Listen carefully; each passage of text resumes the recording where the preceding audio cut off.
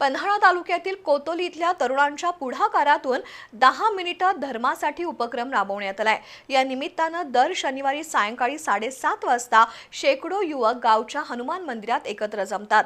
विशेष म्हणजे कामानिमित्त किंवा व्यवसायानिमित्त बाहेरगावी गेलेले तरुणही या उपक्रमात सहभागी होण्यासाठी येतात। यावेळी विविध देवतांच्या आरत्या आणि हनुमान चालीसा पठण केलं जातं।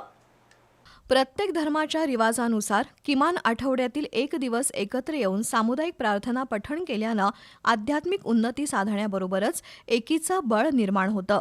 पन्हाळा तालुक्यातील कोतोली इथल्या तरुणांनी दर शनिवारी सायंकाळी एकत्र येत हनुमान चालीसा पठण तसंच देवदेवतांच्या आरत्या करण्याची सुरुवात केली आहे। आयुष्याच्या वळणावर कामाचा ताण, व्यवसायाचा नफा तोटा, भांडण तंटे, हेवे दावे बाजूला ठेवून केवळ धर्माचं पालन करण्याच्या उद्देशानं ही मंडळी एकत्र येतात। दर शनिवारी सायंकाळी 7:30 वाजता हा उपक्रम राबवला जातो। छत्रपती शिवाजी महाराज आणि छत्रपती संभाजीराजे यांची शेवटची भेट ज्या पवित्र पन्हाळगडावर झाली, त्या पन्हाळगडाच्या पायथ्याशी धर्म, संस्कार आणि एकतेची शिकवण पुढे नेण्यासाठी कोतोली गावच्या युवकांनी राबवलेला उपक्रम प्रेरणादायी ठरतोय। हनुमान चालीसाचं महत्त्व समजून घेण्याबरोबर धर्मरक्षणासाठी दर शनिवारी गावातील 100हून अधिक तरुण उपस्थित राहत असल्यानं गावच्या एकात्मतेला बळ मिळत आहे।